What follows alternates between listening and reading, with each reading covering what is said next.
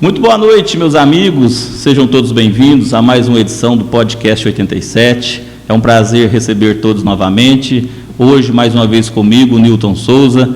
E antes da gente começar aqui o nosso bate-papo, eu já quero pedir novamente para você nos ajudar compartilhando aí a nossa transmissão. Nós temos 3 plataformas de transmissão da TV Liberal FM, nós temos o site liberalfm87.com.br, nós temos também o aplicativo para qualquer dispositivo Android, que você pode e deve instalar aí em qualquer dispositivo, e temos também a nossa página do Facebook, Web TV Liberal FM. Se você compartilhar qualquer uma das 3 plataformas, estará nos ajudando bastante na nossa expansão aí da nossa programação da TV Liberal FM. Essa noite, recebo aí com muito prazer um carmense ilustre, conhecidíssimo aqui na região. O nome dele é José Alves de Deus, mas talvez por esse nome você não conheça. Mas se eu disser para você Zé Guilé, com certeza você sabe quem é. Boa noite, meu amigo Zé Guilé, seja bem-vindo ao Podcast 87. Boa noite, Nilton. Boa noite, ouvintes da Liberal FM. É um prazer, Zé Guilé, receber você aqui. A gente já estava aí conversando alguns dias para a gente bater esse papo aqui, porque eu tenho certeza que você tem muitas coisas a nos passar aqui nesse bate-papo. A gente sabe que você é uma pessoa atuante na nossa cidade, observadora e, por que não dizer, uma fonte histórica de conhecimento aqui. E eu tenho certeza que você tem muita coisa para nos passar essa noite. Primeiro, Zé Guilé, eu quero falar da sua vida pessoal. A gente vai abordar primeiro esse lado seu, porque às vezes muita gente não conhece. Conhece o personagem Zé Guilé, mas não conhece a história da sua vida, né? E a gente quer conhecer isso também. A minha primeira pergunta para você, Zé Guilé, é justamente do nome. Da onde surgiu esse nome Zé Guilé? Nilton, como você já disse, meu nome é José Alves de Deus, né? Eu nasci em 1952 na Fazenda Salsa, município de Serra do Salitre, e, como toda criança, né, eu fui criado com mingau de araruta, porque naquela época, quando as mães não davam muito leite, você fazia mingau de araruta, na época era mingau de araruta. Araruta é o quê? É uma planta? Não, araruta é um polvilho, tá. Tipo um polvilho. Fazia uma mistura? Fazia o mingau, né? Fazia aquele mingau e era o meu alimento, porque minha mãe não deu leite, então eu tive uma mãe de leite. E aí o Zé Guilé foi crescendo, né? E com 6 anos de idade, meu pai mudou para o Carparanaíba. E naquela época, a vida muito difícil, naquela época tinha muita pobreza mesmo, pobre era pobre. A gente, né, é que sabe o que a gente passou. E eu comecei a trabalhar muito cedo, eu com 7 anos, não precisou mais o meu pai me dar roupa e nem calçado. Eu já fazia alguma coisa, eu buscava fruta de época, no cerrado, caju, cajamanga, jatubá, né? Que tinha muito em época. Então, foi muito difícil a minha infância. Eu cheguei, às vezes, até passar falta, até do necessário. Era você e mais quantos irmãos? 3. Eu e 3 irmãs. 3 irmãs. Então a gente passou, foi difícil a nossa infância. Eu comecei a trabalhar muito cedo, então, com 7 anos eu já dava conta de comprar roupa e comprar meu calçado. Logo imediato, vou te contar uma história interessante, que eu acho muito interessante. O meu pai era casado só religioso. E a minha mãe é aquela pessoa turrona. Você entendeu? Diz que não casava, não serviu para registrar os meninos. E meu pai falou, eu não vou registrar filho natural não, nós vamos ter que casar. Ela falou que não casava. Aí meu pai trabalhava na época, João Luiz de Carvalho era prefeito na época, e o irmão do prefeito era o cara lá do cartório. O João falou assim, não, Lázaro, nós vai ajeitar esse trem. Então nós fomos registrados, o meu pai sendo solteiro. Interessante isso, interessante, né?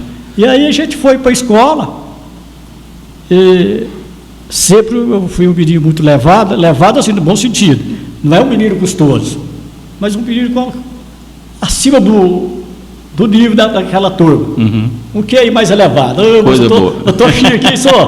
Tem que ser falado, né? Tem que ser falado, né? Eu tô chique, usando QI. Então, eu já cheguei no mundo aqui, não dei trabalho para meus pais, comecei a trabalhar cedo, na escola eu era o queridinho da escola, não era da sala.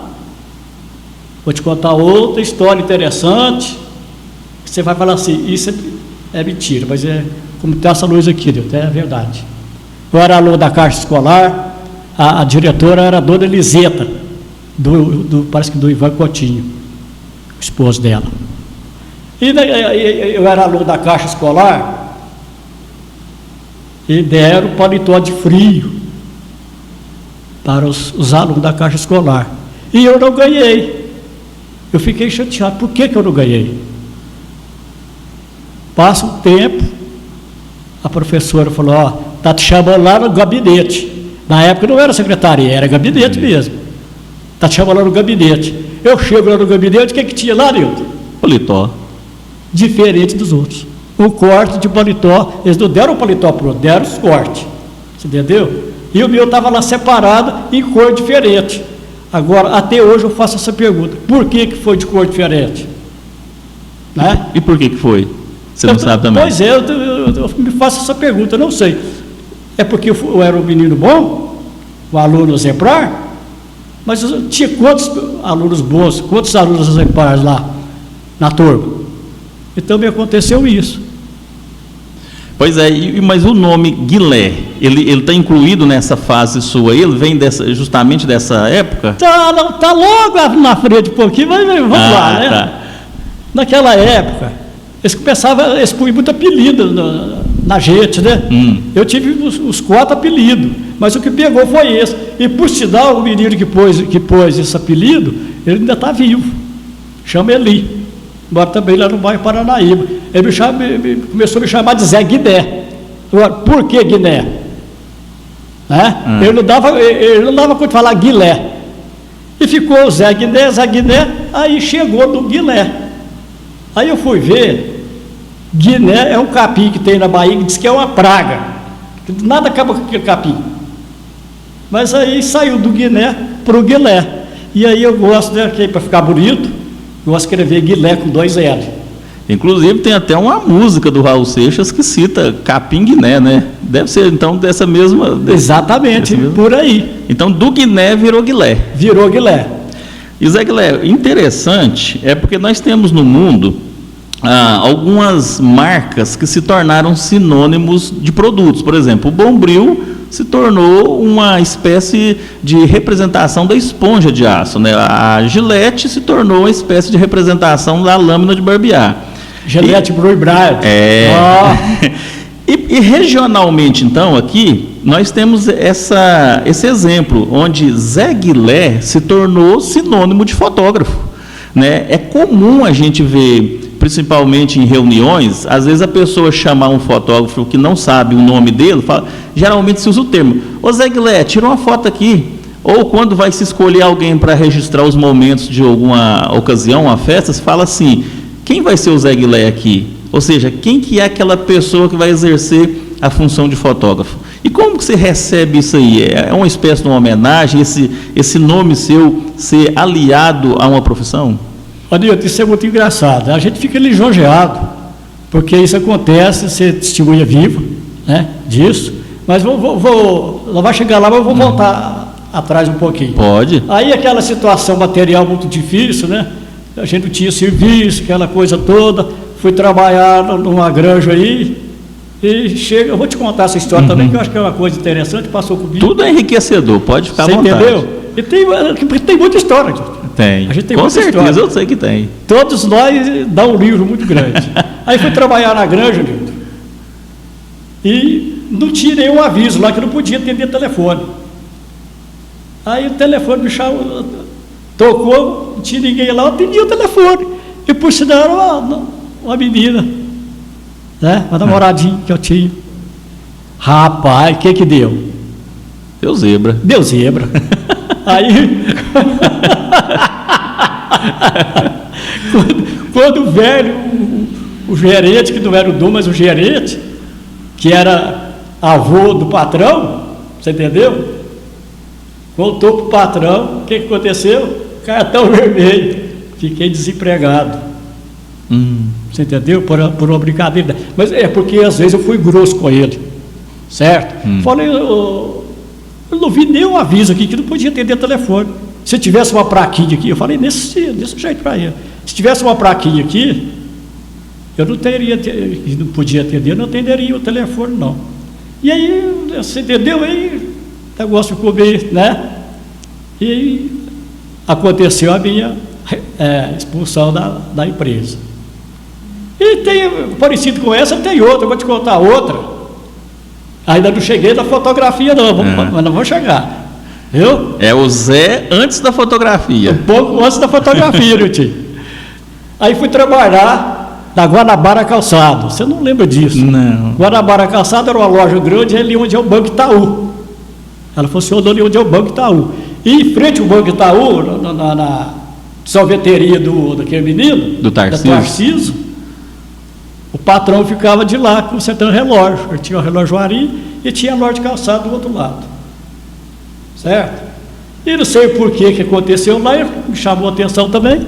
Falei, porque eu nunca levei desaforo, não. Eu nunca dei oportunidade para você me chamar a atenção.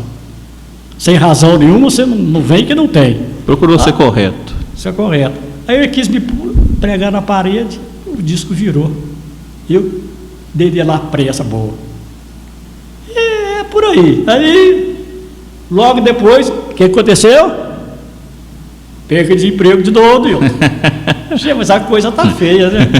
Eu falei assim, gente, eu vou comprar. Aí surgiu uma ideia, né? É igual o livro Fotos que Falam, depois vou te contar a história do livro Fotos que Falam, o título, esse título, como que surgiu. Surgiu na minha mente lá, tirar retrato, comprar uma máquina para tirar retrato.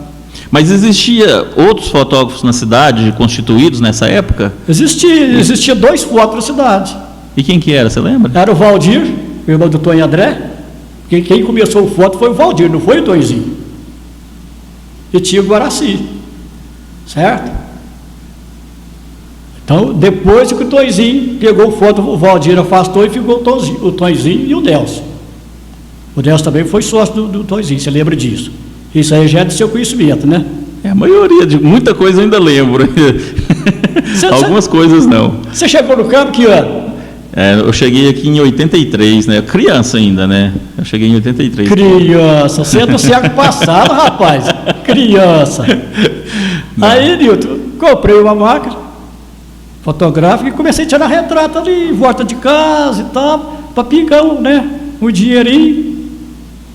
E a máquina Capsa, tamanho 6x6, você olhava por cima assim, o visor dela era por cima. De cabeça para baixo a imagem, né? O pessoal que às vezes hoje é acostumado a tirar foto com os iPhones, os celulares aí muito modernos, né? Quando começou, né, era de cabeça para baixo que você via a imagem para tirar foto, né? Exatamente. E aí levava para o Valdir revelar, levava no Valdir para revelar. E ele achava minhas fotos boas. Apesar que aquela máquina era uma lente muito ruim, porque até a Yashica, aquela Yashica Mato 124, a lente dela é péssima. E, aliás, todas as Yashica, as lentes é muito ruim, você tem conhecimento disso. E a Capsa, então, né? Mas o Valdir, que minhas fotos eram boas, a luz, enquadramento bom. E começou a contar para o filho, que também tinha um filho, que era o dono do Foto Rápido. Aí o filho precisava de alguém para fazer retrato de escola. Ele trabalhava com retrato de escola. O filho é o tio do Evandro Fontes. Mora aqui na Aristide Melo, ali perto para baixo da loja do Zeteco. Ele dá vivo, ele deve ter uns mais de 80 anos. Antônio Ferreira de Araújo Filho, apelido Filho. Esse cara foi dono de foto em João Pinheiro, montou uma foto aqui. E trabalhava com a escola e me chamou para trabalhar com ele, para fotografar a escola. Porque o Valdir contou para ele, o Zé Guilherme, as fotos do Zé Guilherme, tira direitinho. Pois é, fotografar a escola que você fala é aquela foto que a maioria das pessoas tem, alguém sentado numa cadeira, com alguns objetos em cima de uma mesa e um fundo, né, o de pano geralmente, e tinha aquela foto tradicional. Exatamente. Terceira série, quarta série escrito na frente. Exatamente, essa lembrança escolar aí. E aí a gente fotografou essa região toda aqui, viu? Aqui próximo do raio dos 200 quilômetros a gente ia tudo.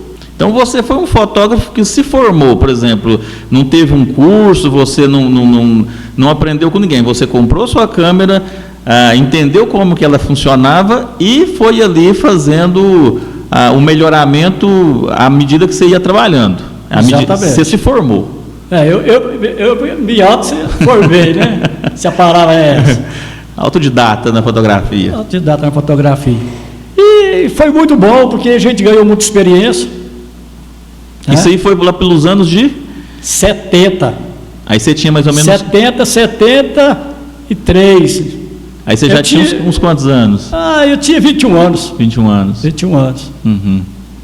Aí as coisas começaram a melhorar, porque o negócio, a gente andava muito, trabalhava muito, mas... Aí eu trabalhei com ele lá por um bom período. Em 76 eu pensei em casar. E agora, José? E aí, Zé? Aí eu falei para ele, filho, eu estou pensando em casar porque eu arranjei o namorado, aí eu vou te contar a primeira história da namorada. Mas pelo menos as fotos do álbum do casamento estavam garantidas, né? Tava. Rapaz, mas depois eu vou te contar a história dessas fotos, não garantiu não. Garantiu não. Garantiu não? Garantiu não. Ué, pensei que você ia ganhar pelo menos de presente dele. Aonde que nós estávamos, Leandro? Ajuda aí. Você estava me contando aí a respeito da decisão de casar. De casar. Isso. Aí, vou te contar a história da namorada. Aí, tirando o retrato, trabalhava no foto rápida, em frente à Praça São Francisco, era de São Sebastião, a praça cheia de gente, muita moça, aquela coisa, e as meninas estavam atrás de Zagné, você entendeu? Até que não teve jeito não, aí ela chegou. Aí eu me convidei a almoçar na casa dela no domingo próximo, no domingo seguinte. Você fazia isso, Nilton? Eu acho que não. Aí ela falou, não, combinado. E aí fui lá, pro almoço, cheguei lá, bacana demais. Primeira coisa, né? Tinha que ganhar a confiança dos pais dela. Foi o que eu fiz, que eu tenho facilidade para isso. E bacana demais. Aí, filho, casar. Você me vende, você me compra. Ele falou assim, eu te vendo, quero tanto. Falei, tá feito. Não deixei nem fechar a boca. Não tinha nenhuma reserva. Aí fui correr atrás do dinheiro. Né? Correr atrás do dinheiro. Aí, quer que eu te conte a história do dinheiro? Pode, à vontade. A história é que a gente quer ouvir mesmo. Aí fui no amigo meu lá e falei, você não tem um dinheirinho aí para você me ajudar? Não, estou precisando do dinheiro, comprei o foto. Ele falou assim, eu tenho umas moedas aqui, não sei quanto que vai dar não. Era uma lata dessas de tinta coral, de 3 litros e meio, cheia de moedas só. Você ia carregar aquilo. Que peso. Mas eu não lembro também o tanto que deu não. Mas aí deu tudo certo, eu paguei o FII e fiquei sozinho no foto. E no foto e fazendo escola. Né?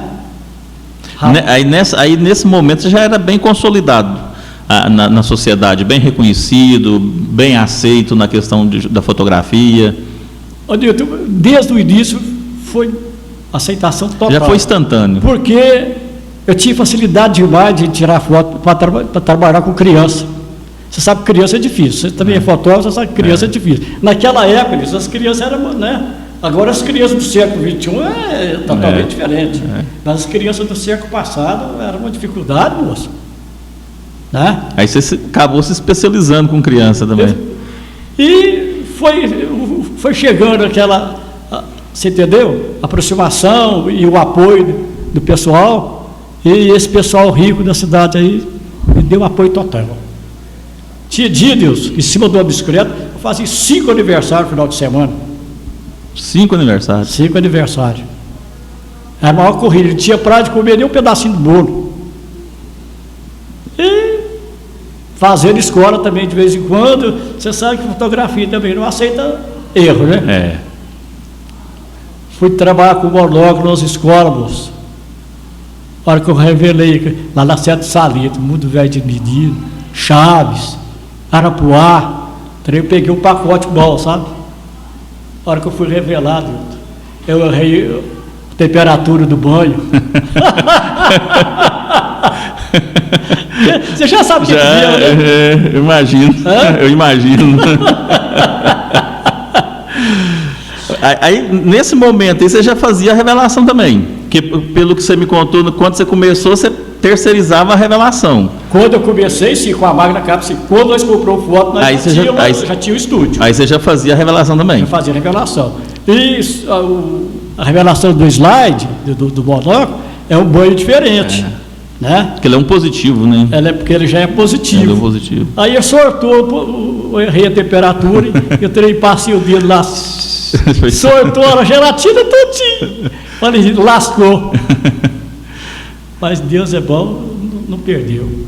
Aquela gelatina é só uma proteção. Ainda deu para me entregar o serviço.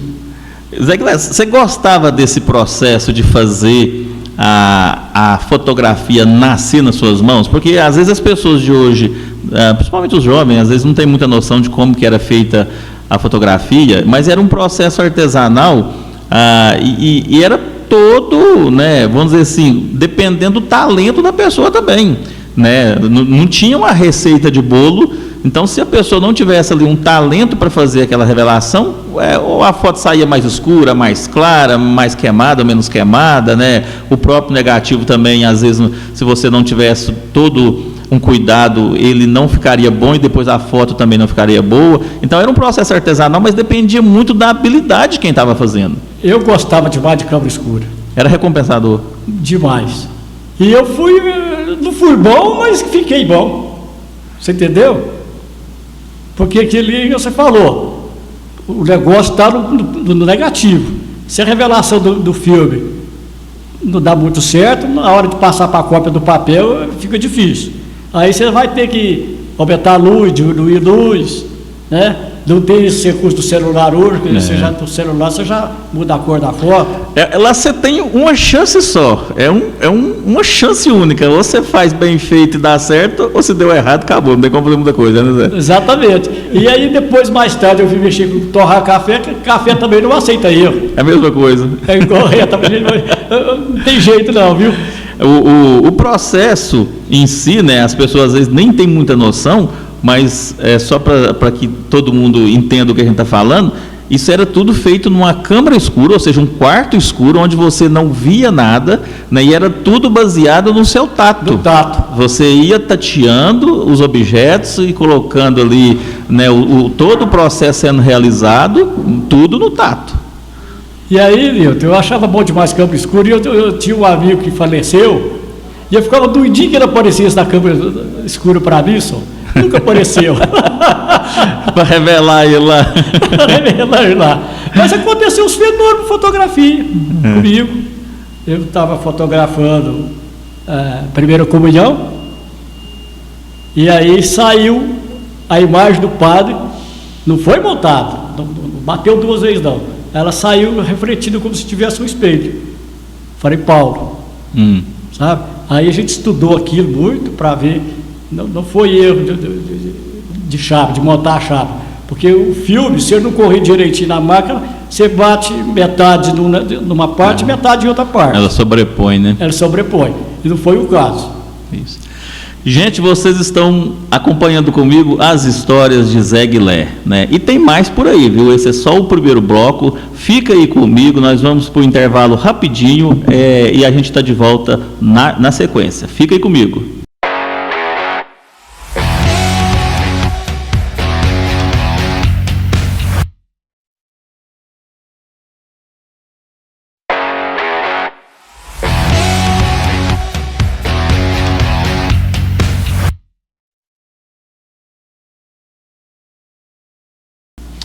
Muito bem, estamos de volta com o nosso segundo bloco, estamos batendo um papo aqui com o Zé Guilherme, mas antes da gente retornar aqui ao nosso assunto, mais uma vez eu peço para você nos ajudar compartilhando aí as nossas plataformas de transmissão. Nós temos o site liberalfm87.com.br, nós temos o aplicativo para qualquer dispositivo Android, Web TV Liberal FM, e também temos a nossa página do Facebook, Web TV Liberal FM também. Muito obrigado a você que está compartilhando e nos ajudando a divulgar cada vez mais a nossa transmissão.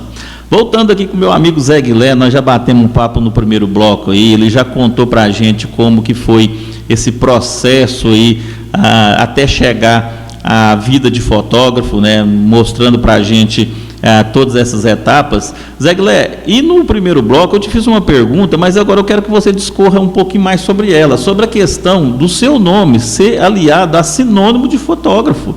Como que você recebe isso? Qual que é o seu pensamento a respeito? É uma homenagem, não é? Adilton, esse tema me deixa muito feliz, muito lisonjeado. Esse a gente não tem palavras para explicar isso. Eu acho que isso é um prêmio do Senhor, do Pai do Céu, a mim. Porque quantos fotógrafos passou na cidade, quantos fotógrafos antes de mim, e quantos fotógrafos da minha época até os dias atuais, inclusive você, né? Nós já trabalhamos juntos, né? Trabalhamos juntos, graças a Deus, né? Eu até não sei se você lembra que uma vez eu te chamei para nós fazer um filme, juntar essas fotos e fazer uma coisa para apresentar na praça. Isso. Você está lembrado dessa conversa? Estou lembrado também. Porque o meu arquivo é muito grande, né, Nilton? O meu arquivo, eu conto a história dessas cidades em fotografia. Esse arquivo que eu tenho de fotográfico faz viagem em grandes municípios. Mas voltando aí para a questão do Zé Guilé, do Guilé, todo lugar. Aí eu fiquei sabendo, Nilton, a Mariana do Pedro Humberto tinha o banquinho do Coreto ali no campo do Paranaíba, perto do Mané Bombeiro. Mané Bombeiro era um dos caras mais coreteiros que tinha no Carmo. E a Mariana era amigo deles, a Mariana do Pedro Humberto. Diz ela, chegava lá e falava para tudo, gente, para todo lado que eu vou, o Zé Guilé tá. Eu estou chamando o nome de Zé Guilé. E esse pessoal começou a me contar, sabe? O primeiro que falou foi a Mariana. Gente, mas né?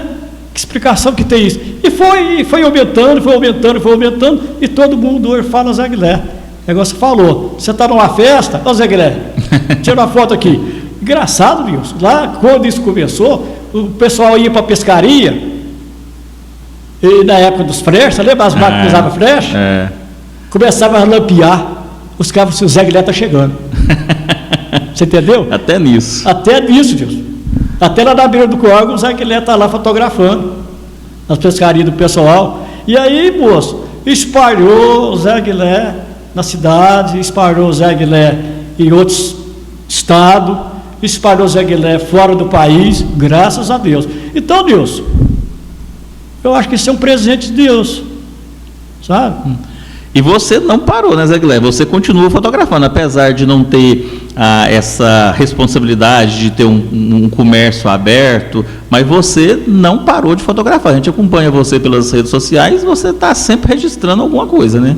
Eu não paro. Eu gosto mais da fotografia, então todos os dias a gente tem que fazer um registro qualquer. Como diz o Eduardo, não pode perder o costume. E você, por exemplo, nem sempre fotografa com a máquina. Às vezes você está num determinado local, você precisa de registrar aquele ângulo que você vislumbrou, já vai o celular mesmo?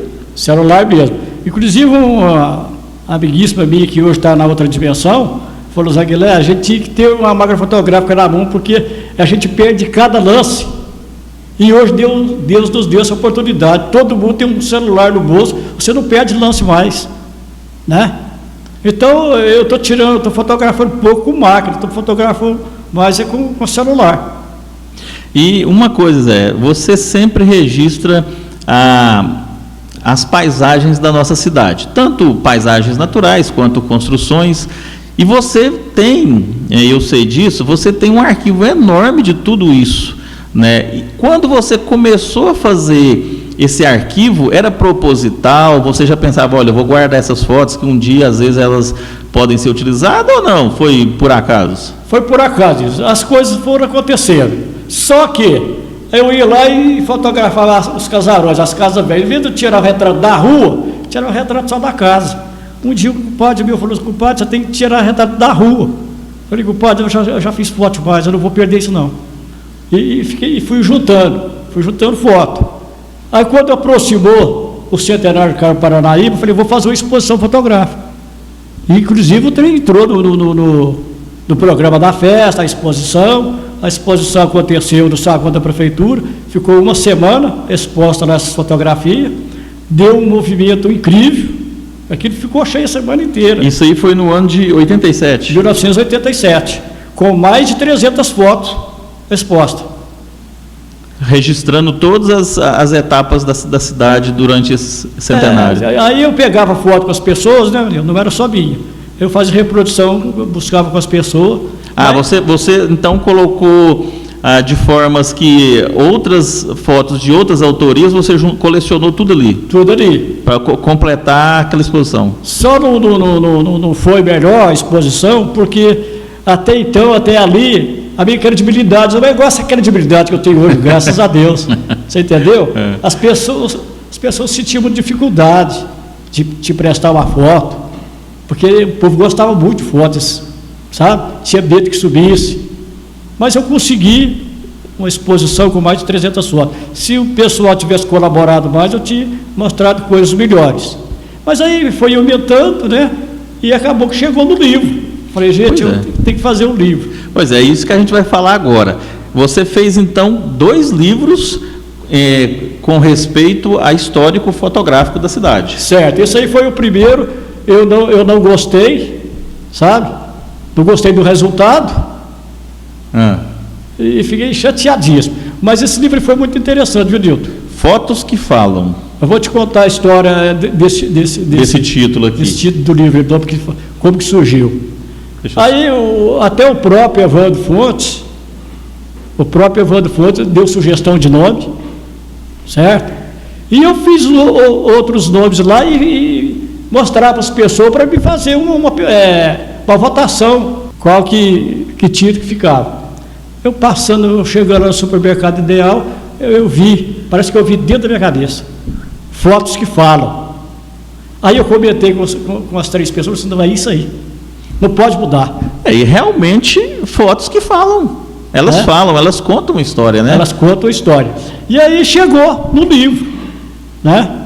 Mas aí eu fiz isso na minha cabeça, fiz sozinho, não troquei ideia com ninguém, recursos materiais difícil.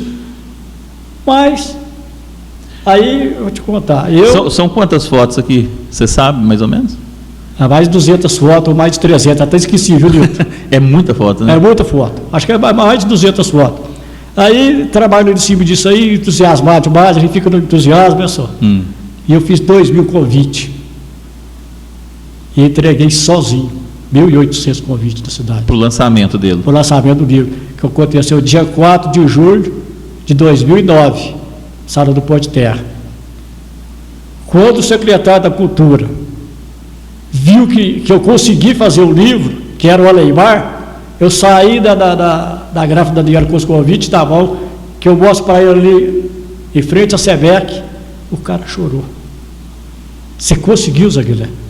A prefeitura não fez nada para você, e você conseguiu. O cara chorou, Nilton. Tremeu na mão, chorou. E aí você entendeu? Aí eu peguei endereço do Pó de Terra, né, dos carmenses ausentes, quem tinha cota, né? E mandei 180 convites para carmenses ausentes. E esse trem foi uma beleza. Eu falei, gente, quem não for desse lançamento vai perder a maior festa, o maior evento histórico da nossa cidade. Porque até então, o que nós temos para mostrar? Você entendeu? Para mim, isso aí, porque a exposição dos 100 anos, o centenário de Carmo Paranaíba, o que salvou aquela festa 100 anos foi essa exposição fotográfica. Não sei se você viu a revista que a prefeitura fez, comemorativa de 100 anos, né? Para mim, o que salvou mesmo foi a exposição fotográfica.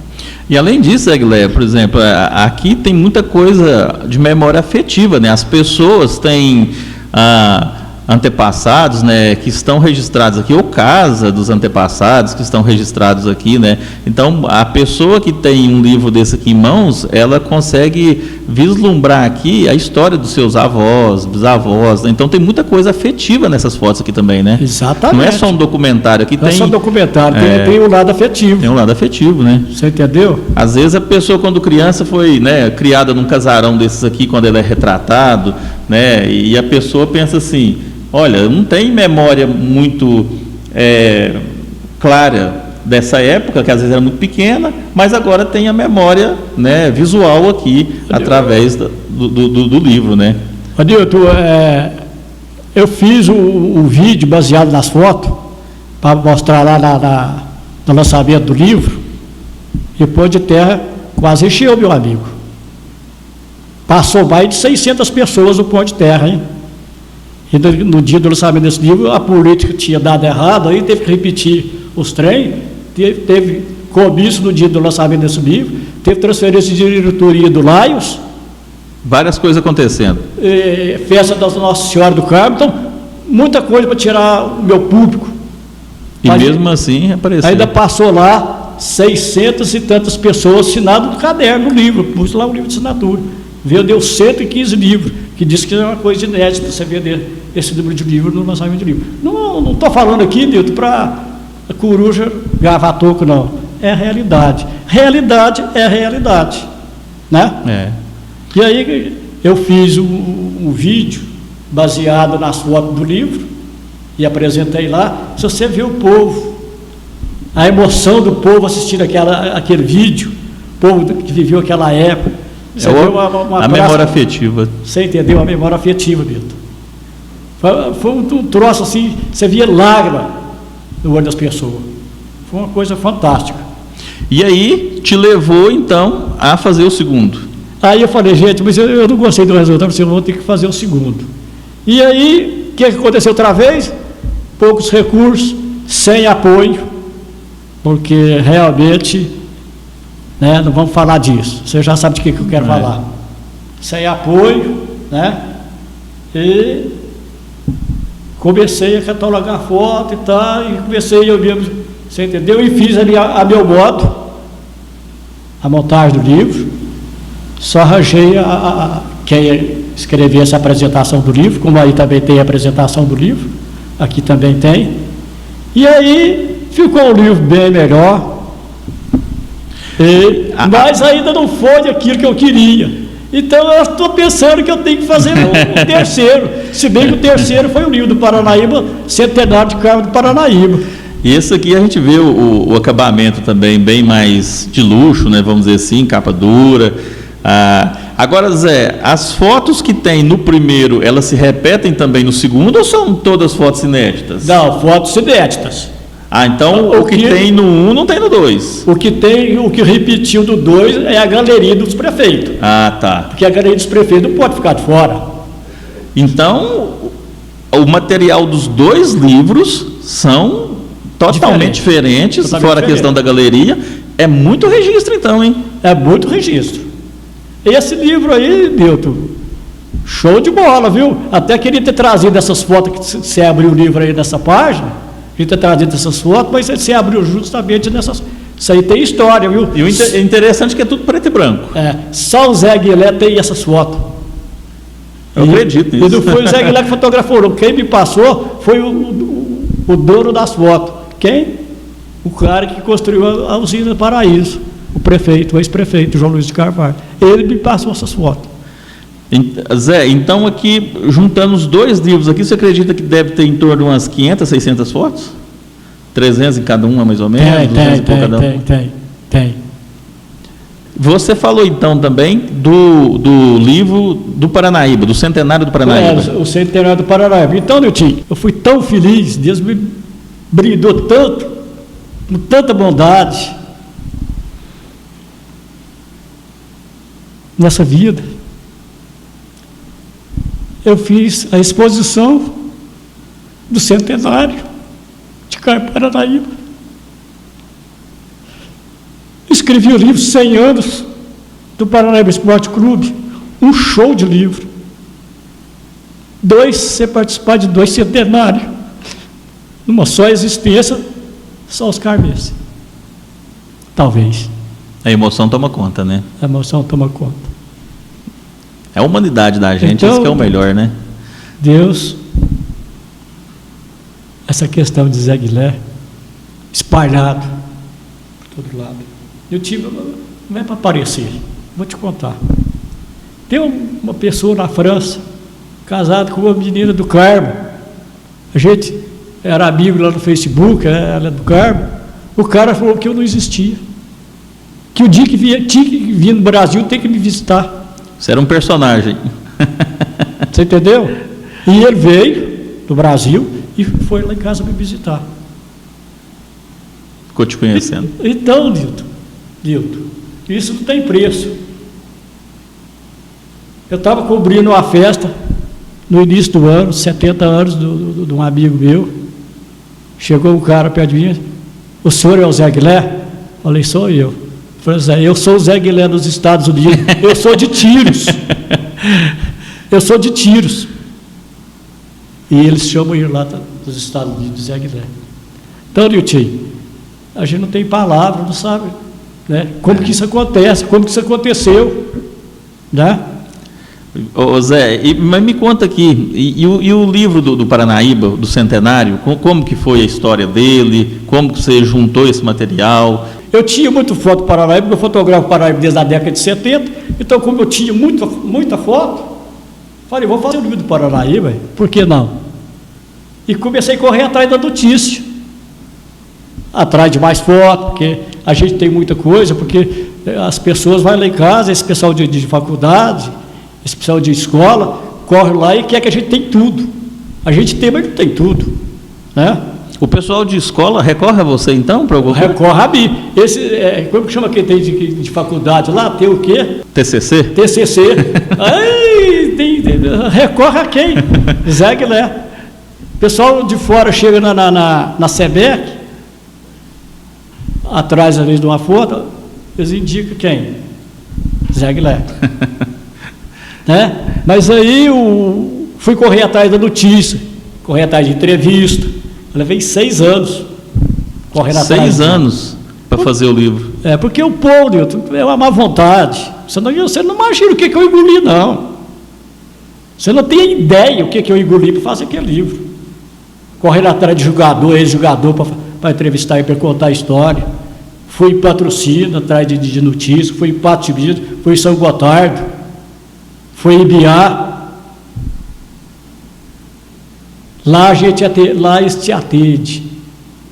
Maior carinho do mundo. Os daqui, você tem que ver que dificuldade que foi. Inclusive, aí eu fui correr atrás da letra do hino do Paranaíba, porque eu conheci o hino, mas quem escreveu, né? Descobri quem escreveu o hino, quem cantou. Aí acho o ex-jogador falou assim: eu tenho o hino do Paranaíba guardado a 7 chaves, mas eu não te mostro. Ah, Nilton, é difícil, né? Então você fez ele na garra mesmo. Foi na garra. Mas ele saiu. Saiu. E dos 3, ele é maior do que os 2 juntos. O livro tem 178 páginas, conta a história e tem foto desde a década de 20. É um documento histórico, realmente. É um documento histórico. O Alexandre, esse que narra futebol aí, Alexandre Oliveira, ganhou um livro desse, ele estava em Unaí. Não sei quem mandou o livro para ele. Dizia que aquele livro faz inveja em grandes times da Série A. O livro do Paraíba é um show mesmo. 178 páginas, a história ilustrada. E você tem vontade de fazer um outro livro, um outro registro, uma outra exposição, alguma coisa nesse sentido ainda que você ainda não realizou? Tenho, sim. Eu preciso escrever mais um livro, porque a gente não satisfaz com aquilo que já está pronto. Eu quero ser o melhor. E em termos de ilustrar, eu vou ilustrar mais uns 20 livros. Mas você tem mais material para fazer um terceiro livro? Eu ilustro mais uns 4 ou 5 livros desses aí, sem repetir foto. Nós vamos conhecer agora os livros que ele fez, além dos fotos que falam, porque também tem outros tipos de livros, né, Zé?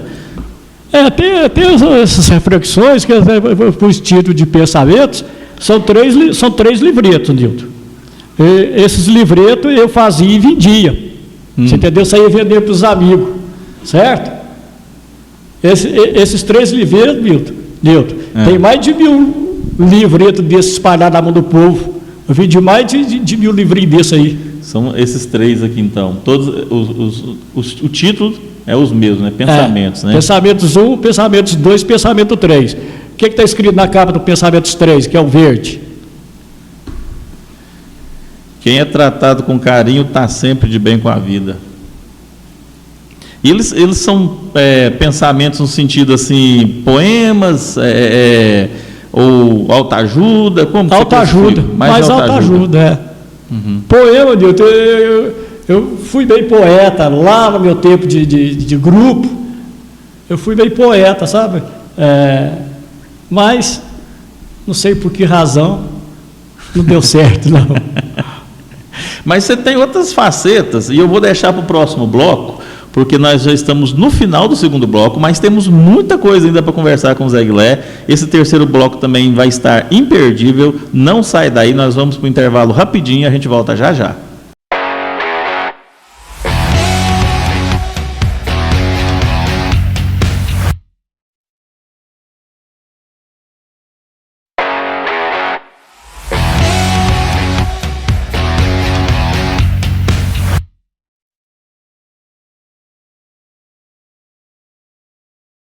Muito bem, estamos de volta com o nosso terceiro bloco do podcast 87. Mais uma vez peço para você nos ajudar compartilhando aí as nossas plataformas de transmissão. Nós temos o site liberalfm87.com.br, nós temos o aplicativo para qualquer dispositivo Android, Web TV Liberal FM, e temos também a nossa página do Facebook, Web TV Liberal FM. Muito obrigado a você que está nos ajudando e compartilhando a nossa transmissão. Mais uma vez aqui, o nosso amigo Zé Guilherme, nós já batemos um papo aqui a respeito dos livros, né, que ele já fez, e agora nós vamos falar sobre uma outra faceta do Zé Guilherme, porque até agora nós vimos que ele é 1001 funções. Então agora nós temos um outro hobby, Zé. Você classifica isso como hobby? Como? É um hobby. É hobby. Você vai descansar a cabeça, o que você vai fazer? Você vai fazer pintura? Fazer pintura. Isso aí, Nilton, começou o seguinte, foi na pandemia, né? A gente estava muito quieto em casa, eu comecei a ver vídeo no YouTube, falei, eu vou tentar isso. E fiz bastante coisa interessante, sabe? Tem coisa bonita lá. Essa tela na sua mão, eu pintei uma tela por baixo, isso se chama fluido derramado. Você joga a tinta em cima da tela e dá uma gangorrada assim, e você não sabe o que vai dar. Só que isso é uma técnica, você tem, até você achar a técnica, demora. Você entendeu? Eu levei uns 3 anos até que eu dei conta de fazer. E essa parte branca aqui, eu faço com stencil, usando massa acrílica, né? São várias técnicas misturadas, então. Existem várias técnicas. Então, é uma terapia excelente isso aí. Vai descansar a mente, vai pintar. Vai pintar. Além da pintura, você ainda tem outro hobby que é bastante interessante, que é colecionador. Eu gosto de coisas antigas, Nilton. Essa pasta aí eu adquiri ela, eu sou sócio numa associação de colecionadores de Brasília. E eu adquiri essa pasta lá, paguei caro nisso, rapaz. E eu coleciono também cartões telefônicos usados, né? Coleciono isqueiro, coleciono rádio. Comecei a colecionar rádio, eu tenho algumas peças, mas hoje eu não tenho mais ilusão com isso, já estou me desfazendo disso. Até se você quiser dar 20 conto desse coisa de selo aí, já vai ficar aí, eu vou levar 20 conto. Tem um nome, né, para colecionador de selos, né? Eu não lembro agora exatamente. Eu esqueci. Eu sei que tem um nome, vamos dizer assim, é um hobby que ele é institucionalizado, né? Eu esqueci isso. Depois a gente... Depois lembra. Depois nós vamos lembrar. Certo? Zé, mas é o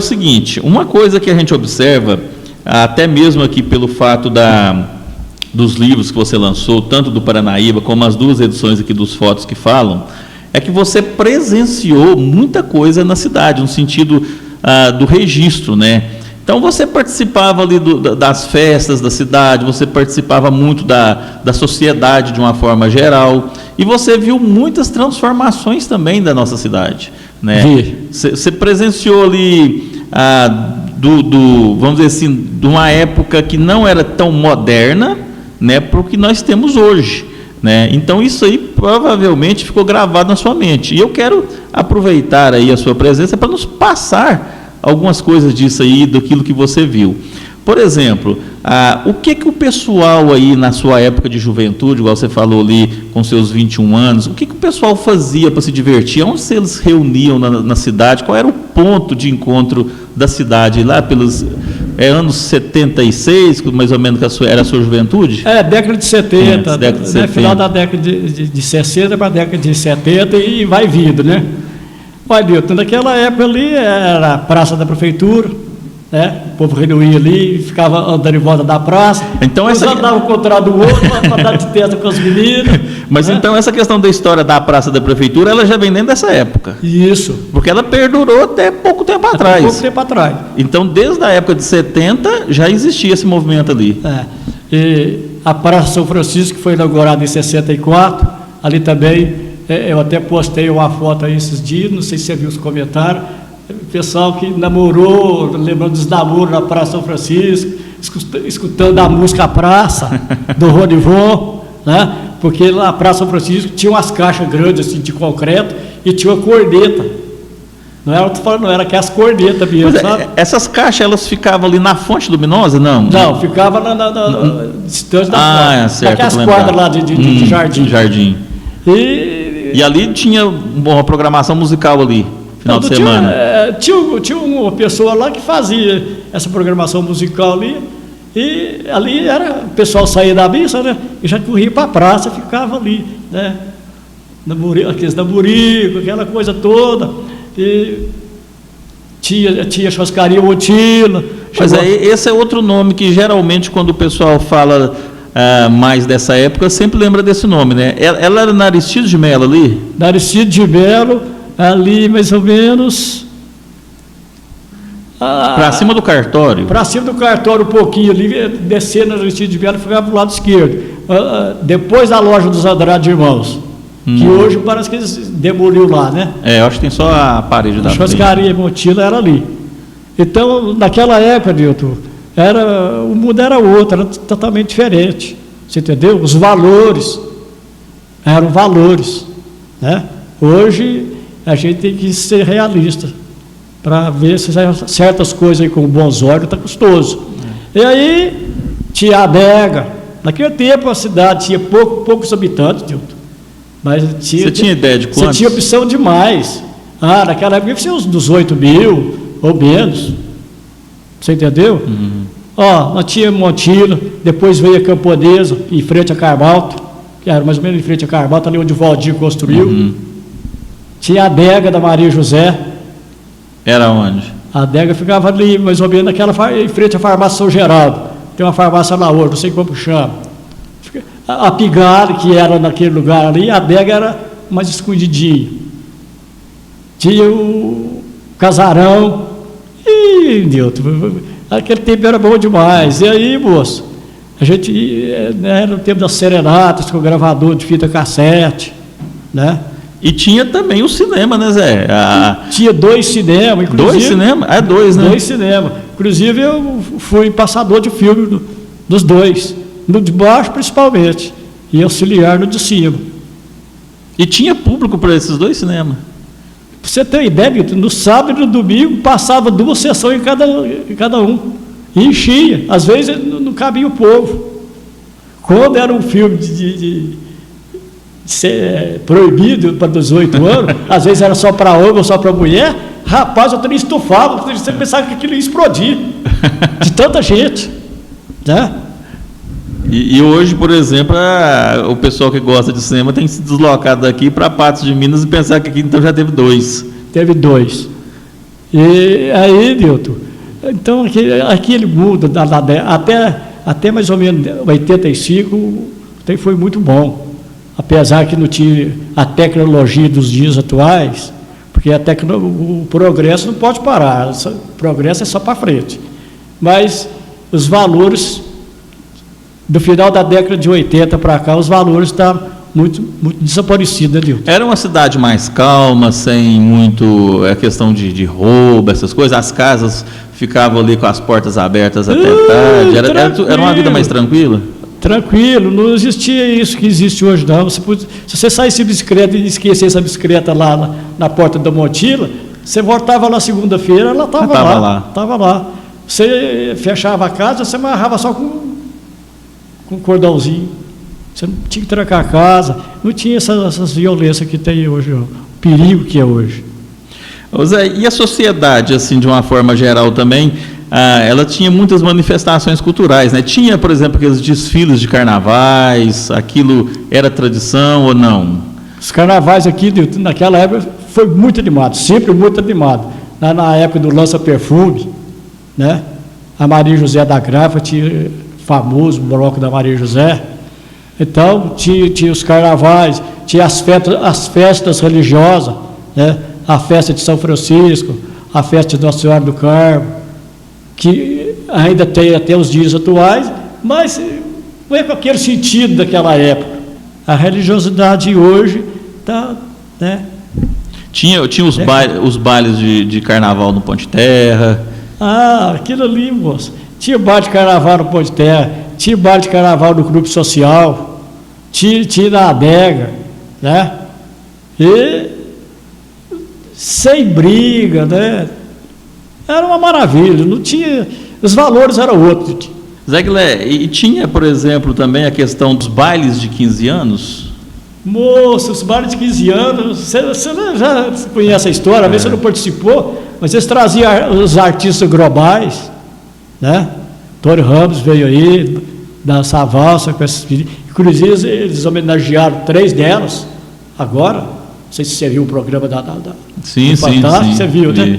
As meninas foram lá na Globo, ele dançou com elas aqui no bar de 15 anos. Eu fotografei muito bar de 15 anos. E todas essas manifestações culturais, ou também da própria sociedade, você estava presente, estava ali fotografando. Sempre. Você era presença constante. Sempre estava presente, né? Não podia faltar a fotografia, né, Nilton? Tinha que registrar. Era o único registro que tinha, né, fácil naquela época, vamos dizer assim. Era a fotografia. Tá? O vídeo naquela época nem existia, né? Fácil. O vídeo chegou mais tarde, né? E poucas pessoas teve acesso aos vídeos, né? Eu, por exemplo, até hoje não tive acesso. É só do telefone. Zé, outra coisa que nos chama a atenção aqui é que nós tivemos na cidade várias empresas que se constituíram aqui e hoje não existem mais. Você se lembra desse movimento dessas empresas grandes que tiveram na cidade e depois se extinguiram? Eu tinha aquilo que eu te falei, lá atrás, era pouca gente, mas era uma riqueza, sabe? Muito emprego, né? Tivemos a Carmalto, que é a Carmodiesel hoje, que mudou de endereço. A Carmalto, lá naquele endereço da Governador Valadares, está lá desde a década de 50. A Carmalto foi representante da Mercedes, vendia caminhão. Chegaram a vender, parece que 17 foi caminhão mês. O Libenço, o Mundinho era o vendedor, fazia fila. A Ford era da Divema. A Volks, que é ali onde hoje é onde é aquela farmácia lá em cima, que eu não sei o nome dela, em frente ao Hotel Praza. Tem uma farmácia ali? Sim, sim. Ali era a Volkswagen. Galvão, Cardoso e Galvão, da Volkswagen. A Ford na Divema, né? A Chevrolet lá embaixo. Depois veio ali onde é o Realtex, tem uma agência da Chevrolet também, que foi do João Braz e do... esqueci o sócio dele, Olímpio Camargo. Ali tudo se desenvolvia em torno da Aristide de Melo, o Carmo acontecia, mais era ali. Como é basicamente até hoje, ou não, porque agora tem espalhado mais tanto. Hoje saiu para Lenheiros, para 7 de setembro, né? Mas o forte mesmo sempre foi Aristides de Melo, né? Ali os comércios eles se estabeleciam na Aristides de Melo e o Carmo basicamente era esse miolo ali? Naquela época sim, né, Nilton? Naquela época da década de 80 era. E asfaltado ou não ali? Não. Na década de 80 já era asfalto, porque o asfalto chegou em 62. Bem antes, então. O centro da cidade, centro da cidade, o restante não. Não, o restante não. Porque, por exemplo, a Rua Leieiro foi nem asfalto, foi broquete. Já foi na década de 70, ou início de 80. A 7 de setembro era chão. Eu tenho uma foto de 79 da Rua 7 de setembro, tirada mais ou menos ali do posto Canadá para baixo, era chão, em 79. Não, a própria Avenida Tancredo Neves ali, na altura ali do posto Canadá, eu lembro quando era terra, já é lembrança minha, né? Pois você já lembra disso. Já era terra ali, né? Você sabe que ali foi o campo do Pela, do Operário? Naquelas mediações ali? Aquela mediação ali. Não sabia também não. O campo do Pela, o campo do Operário foi ali. Depois ela foi crescer a cidade, eles passaram lá para onde é a Dilsa. Aquela escola lá em cima, da 7 de setembro, não sei se é Dilsa. É Dilsa. É Dilsa, né? Dilsa mesmo. Ali também foi o campo do Operário. Depois, construiu o Operário acabou e construíram a escola. São várias transformações que a gente verifica na nossa cidade e você presenciou muitas delas, né? Você tem saudade do que, Zé, assim, mais especificamente dessa época? Igual você já deu para ver que você fala da questão das coisas serem mais uma inocência, uma coisa mais tranquila, mas você tem saudade do que mais aí dessa época? A gente tem saudade da harmonia, que era, né, o respeito. A gente não tinha essas confusões, né, essas coisas que tem hoje. Hoje você não pode sair de casa. E hoje, no meu tempo, a gente sair de casa era 6 horas, porque tinha que voltar cedo para casa. Agora hoje o pessoal está saindo de casa à meia-noite, para chegar de manhã cedo. Aí chega cedo, porque chega de manhã cedo. Chega de manhã cedo, né? Uma coisa que a gente nota também é que o costume da sociedade vai mudando ao longo do tempo, e esses costumes geralmente nem sempre são benéficos, né? A maioria desses costumes às vezes são até prejudiciais às pessoas, né? Certo. Nós notamos que, por exemplo, a sociedade hoje ela vive um consumismo muito grande, né? Tudo é baseado naquilo que se pode ter, daquilo que se pode comprar, daquilo que se pode ser. Nessa época, existia essa questão também das pessoas almejarem, conquistarem muita coisa, ou era uma vida mais assim, conseguiu aquilo, se você casou, teve sua família, está se sustentando, está todo mundo feliz, como que era isso aí? Nilton, isso aí era questão financeira, porque naquela época o material era difícil, o emprego não era fácil, né? As pessoas contentavam com pouco, igual você falou, o consumismo. Hoje você me vê com um tênis de 700 no meu pé, você fala assim, eu tenho que comprar um tênis igual do Zé Guilherme. Naquele tempo a gente andava, era de sapato de borracha, era de conga, era de quichute. Isso eu estou falando da classe média para baixo, né? Porque o rico, o cara que foi rico, ele sempre foi rico, né? Tem essa diferença do poder aquisitivo, mas os dias hoje são diferentes. Hoje o que é mais pregado é que você tem que ter e não ser. E não ser. Não ser. Então aquilo que você falou, nem tudo que é bom pode ser útil para você. É bom para alguém, mas para você não é bom. Pode não ser bom, né? Justamente.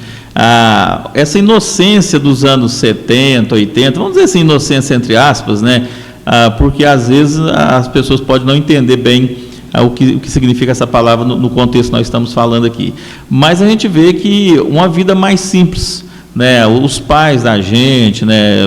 Principalmente aí os avós, os pais, esses relatos são constantes de que você tinha poucas coisas, mas você era mais feliz, né?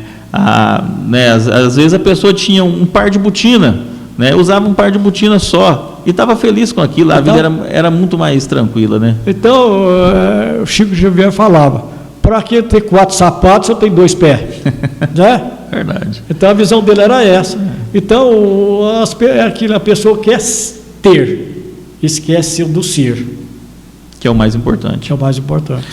Zé Guilé, de tudo que a gente conversou aqui, o que você tem a mais para me contar? Qual que é o seu registro que você acha tão importante me dizer aqui a respeito do personagem Zé Guilé, dos seus sonhos, dos seus planos para o futuro? O que você pensa da agora para frente aí em realizar?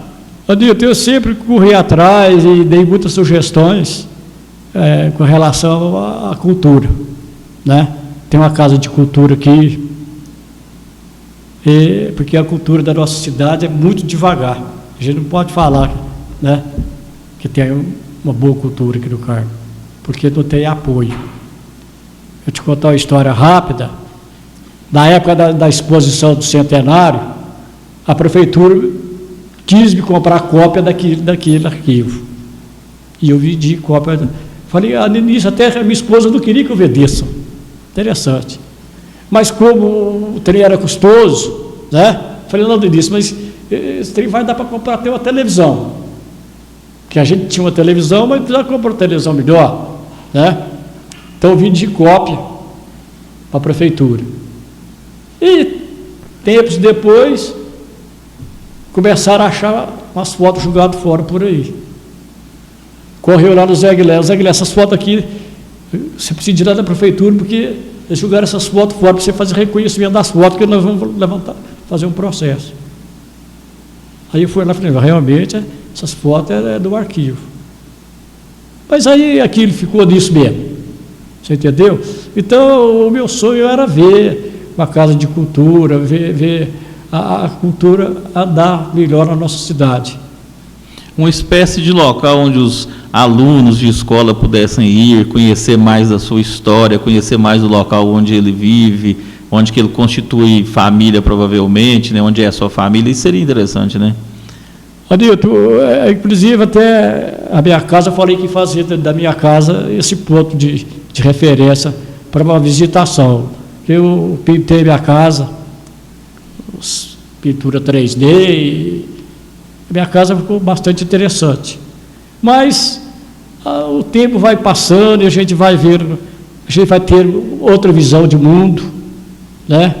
A gente não consegue fazer aqui tudo sozinho. Você vai correr atrás de recursos, você não acha uma porta aberta. Você entendeu? Então, meu desejo é esse. Além, eu tenho muito material lá iniciado, se Deus quiser, eu penso que pelo menos um livro, mais um livro vai sair. Agora, não sei se eu já te falei antes, mas não aqui, mas aí na rua, eu estou com um projeto para 2025, fevereiro de 2025, uma exposição daquela chique, ou um livro, a gente não sabe o que vai sair. Ou os dois aí. Eu vou talvez até os dois, porque 2025 eu vou fazer 50 anos de fotografia. Acho que merece, né, Deus? 50 anos de fotografia? 50 anos de fotografia. Merece. Eu comecei em 75, e na mesma cidade, como diz o caso, no mesmo endereço, né? Ah, não, com certeza merece. Pode vir aí o Fotos que Falam 3, juntamente com a exposição. Com a exposição fotográfica. Porque eu não sei se você viu a exposição, essa última que a gente fez, lá na casa do Alex. Uhum. Você viu que show que foi? É. E material você tem, você já deixou claro. Ah, material não falta não. Material não falta não, Nilton. Já pensou em digitalizar isso tudo e colocar na internet para consulta, isso aí, ou ainda não? Ah, já me falaram isso, mas eu sou meio desanimado. Sou meio desanimado. Um que eu não faço sozinho, eu vou depender de terceiros, né? Mas eu acho que é uma boa, mas não vejo com esses olhos. Você está vendo? Você tem que pegar e ver com a própria mão, você né? Entendeu? E tocar na foto. Né? Porque, por exemplo, eu tirei uma foto essa semana, foi domingo, não, sábado, tirei essa foto, eu vou revelar ela. Com a foto do cara escrevendo pare, lá no asfalto, porque as placas subiu, tinha as placas lá, a placa desapareceu, e o cara estava lá pintando. Passei na hora, né? Você está no lugar certo, com a máquina na mão.